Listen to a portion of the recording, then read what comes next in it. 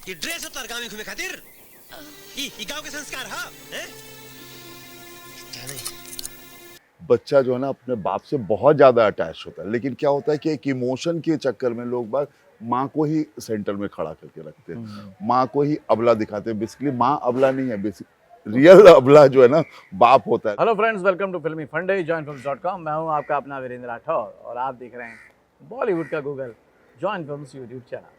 जैसे हर घर का परिवार का एक पापा होता है, मतलब कि पिता होता है जो कि पूरे लोगों का ध्यान रखता है, ऐसी फिल्म इंडस्ट्री में एक व्यक्ति होता है जो सारे डिपार्टमेंट का ध्यान रखता है, वो होता है डायरेक्टर। तो मेरे पापा फिल्म के डायरेक्टर मेरे साथ हैं Bobby Singh. Welcome to join. Thank you. ये फिल्म जो है मेरे पापा, नॉर्मली देखा जाए तो भोजपुरी फिल्मों के जो टाइटल होते हैं उससे थोड़ा सा अलग दिख रहा है, मतलब अलग दिख रहा है। क्या कारण है? भोजपुरी तो वैसे तो बहुत तरह की बोली जाती है। यूपी की अलग भोजपुरी होती है, बिहार की अलग होती है। जैसे जैसे जगह बदला वैसे वैसे भोजपुरी बदल जाती है। और मैं भी भोजपुरी बोलता हूँ। मैं भोजपुरी में बहुत से हिंदी वर्ड भी मिक्स होते हैं, तो ऐसा नहीं कि हमारे पूरे पढ़ने गया तो भोजपुरी बोल रहा हूँ, अरे पढ़ने गया तो हिंदी ही बोलता हूँ। तो वो सबको मिक्सचर है। ये बेसिकली प्रॉपर ये तो भोजपुरी फिल्म है, लेकिन प्यार से पापा को अपना हक जताते हुए कि मेरे पापा है, कि इसलिए मैंने बोला कि भाई ये सब्जेक्ट ही ऐसा है कि मेरे पापा, हम्मर पापा ना, मेरे पापा। तो वो भोजपुरी और हिंदी को थोड़ा सा मिक्स किया है, क्योंकि मैं बिहार और यूपी में हम लोग जैसा भोजपुरी बोलते हैं, तो भोजपुरी घर में तो भोजपुरी बोले, लेकिन बाहर तो हिंदी ही बोलचाल बोलते हैं, वाली भाषा में आ जाए। बोलचाल वाली भाषा में। तो ओके। इसकी वजह से मेरे पापा नाम है। नॉर्मली फिल्म्स में ना, सिनेमा में ज़्यादा तवज्जो हमेशा माँ को मिला है ना, सेंट्रल कैरेक्टर मिला है। तो ये पापा को एक सेंट्रल कैरेक्टर लेकर आने के पीछे कुछ खास वजह थी, सोच थी, इमोशन था? एक्चुअली मैं भी अपने पापा के साथ में बहुत ज़्यादा अटैच था, और मेरे पापा तो रहे नहीं। माँ के साथ था, लेकिन पापा से बहुत ज़्यादा लगाव था। और मेरा बेटा भी मेरी माँ के साथ में, वो अपनी माँ के साथ में नहीं, वो मुझसे ज़्यादा अटैच्ड है। अच्छा।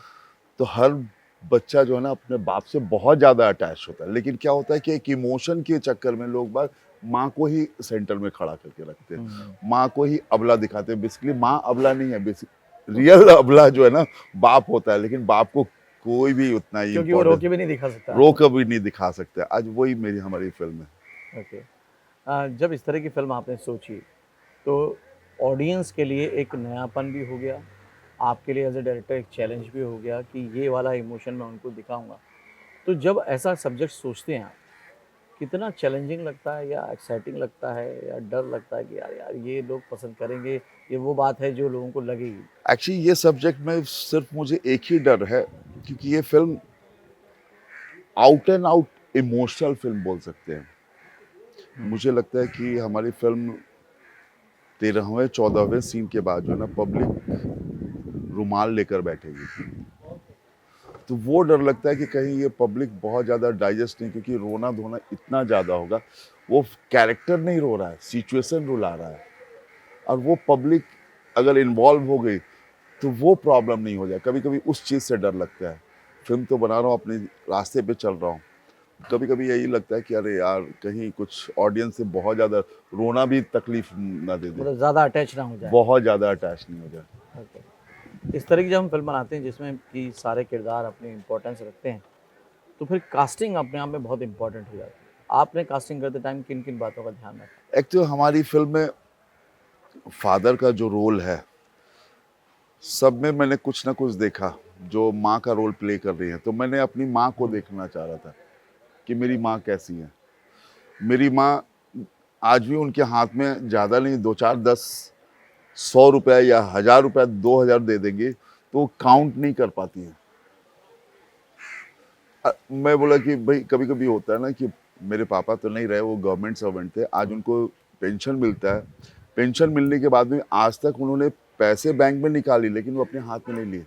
गिनो क्या है, साइन भी करती हैं तो एक अजीब सा साइन करती है, लेकिन खुद ही साइन कर लेती, पढ़ी लिखी, मतलब पढ़ लेती हैं।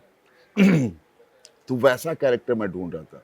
तो मैंने अपनी माया जी को देखा, फिर अवधेश जी को भी, अपने पापा को देखा उसमें कि भाई क्या है, वो क्या सोचते थे उस समय। तो इसी हिसाब से अपने दिमाग में रखते हुए कि भोजपुरी के हों और मेरे पापा दिख सके, मेरी माँ दिख सकी, मेरा भाई दिख सके, तो सब वही कैरेक्टर को मैंने मतलब ये हो गया कि इंस्पिरेशन के लिए बहुत दूर तक जाने की जरूरत नहीं होती है, आस-पास से ही। आस पर मैंने आज तक जितनी भी फिल्में बनाई, मैं अपने आप को रखता हूँ कि मैं बिहार में कैसे करता था, मैं गांव में रहता था तो वो गांव में कैसा करता था। बहुत सी ऐसी चीज़ें हैं, जैसा मैं बिहार में रहता था, अगर लड़कियों की बात किसी को छेड़ना है कि कोई बहुत अच्छी लगी, तो ये नहीं कि हम घर में सोफे पर बैठ के बात कर रहे हैं, उसके लिए हम लोग गांव में खेत में जाते थे, अगर पेड़ पे हैं तो पेड़ पे बैठ के देख रहे हैं, हम बातें कर रहे हैं दोस्तों के साथ में, अब बातें कर रहे हैं, यार वो लड़की इतनी अच्छी थी, मस्त माल है ये, मतलब इस तरह का ये बातें होती, और लोग बाग वो चीज़ को भूल चुके हैं। वही चीज़ मैं दिखाता हूँ, जैसा मेरी फिल्म थी दामाद जी, उसमें भी वही कैरेक्टर को दिखाया, अपने आप को ही दिखाया कि भाई मैं बिहार में कैसा था। तो जितने भी कैरेक्टर मैं अपने आप को ही रखता हूँ वहाँ पे, तब कोई स्टोरी आती है और तब आगे। आज तो ये फिल्म हो रही है, दामाद जी भी बहुत बड़ी हिट थी और तब भोजपुरी फिल्मों का एक बूम दौर शुरू हुआ था। लेकिन ओवरऑल आपने बड़े-बड़े डायरेक्टर के साथ काम किया, फिर चैनल में भी काम किया, वो जर्नी कैसी रही मुझे बताएँ थोड़ा? एक्चुअली मुझे फिल्म लाइन से बचपन से कोई लगाव नहीं था, हाँ। और मैं फिल्म के बारे में, फिल्म का एफ भी नहीं मुझे पता। ये तो मैं बॉम्बे आया था नेवी ज्वाइन करने के लिए, मेरे घर में मेरे भाई असिस्टेंट हुआ करते थे कलपतरू जी के पास में, बाय चांस एक दिन उनके पास में असिस्टेंट नहीं आया, मुझे लेकर चले गए। पहला दिन, पहली फिल्म थी एक दिल लगा के देखो, उसमें शाहरुख खान की भी ऑलमोस्ट दूसरी तीसरी फिल्म थी, 91 की बात। वो मुझे 20 रुपये ने, शाम को जब पैकअप हुआ तो मुझे 20 रुपये मिला और खाना बहुत अच्छा मिला। नेक्स्ट डे शूटिंग थी फिल्मिस्तान स्टूडियो में, और उसमें ऋषि कपूर जी थे और मीनाक्षी सिसाद्री थी, एक फिल्म था पराया घर, वहाँ पे 140 रुपये मुझे मिल गया। हमने यार ये फिल्म लाइन तो बहुत अच्छा है, कल 20 रुपये मिला, आज 140 रुपये, ये तो बहुत अच्छा है। मैं सिर्फ पैसे के लिए अंदर घुस गया, 2-2.5 साल तक रहा, बहुत अच्छे अच्छे लोगों के साथ में काम किए, लेकिन कभी काम सीखा नहीं, सिर्फ शाम को पैसे के लिए, क्योंकि मुझे फिल्म लाइन के बारे में कुछ पता नहीं था। जब एक पर्टिकुलर टाइम आया, समय आया, जब मेरे पास कुछ भी काम नहीं, मैं किससे काम मांगूँ, क्या करूँ, तब मुझे एहसास हुआ कि कुछ मुझे काम सीखना चाहिए था। वहाँ से मैंने काम सीखना स्टार्ट किया कि जब अब इसी के लाइन में करियर बनाना है, चलो भाई इसी को सीख। तब वहाँ से करता हुआ बहुत लोगों के साथ में काम किया, गुलजार साहब जी के साथ में काफ़ी दिनों तक रहा, उनके साथ में बासुदा के साथ में कुछ दिनों तक रहा, आस्था फिल्म में। ऐसे मेजर तो मैंने सावन जी के साथ में फिल्म में रहा, फिर अफजल खान के साथ में महानता में रहा, कलपतरू जी के साथ में लंबा रहा, TLV प्रसाद, वैसे काफ़ी लोगों के साथ में मैं जर्नी चलती रही। फिर उसके बाद फिर मैंने डिसाइड किया अब असिस्टेंट नहीं करना है, मैंने वहीं पे छोड़ दिया। लास्ट फिल्म थी मेरी TLV प्रसाद जी के साथ में, उनको मैंने बोला कि सर कल से मैं नहीं आ रहा हूँ। क्यों? हम बोले सर अब मैं डायरेक्शन में काम, ये मेरे पास में वैसा कोई बैकिंग नहीं था कि मैं डायरेक्टर बन सकूं, क्योंकि उस समय स्टार का था, आपके पास में स्टार है तो आप डायरेक्टर हैं, नहीं स्टार हैं तो फिर आपको बस असिस्टेंट में काम। मेरी लाइफ यही चलती रहेगी।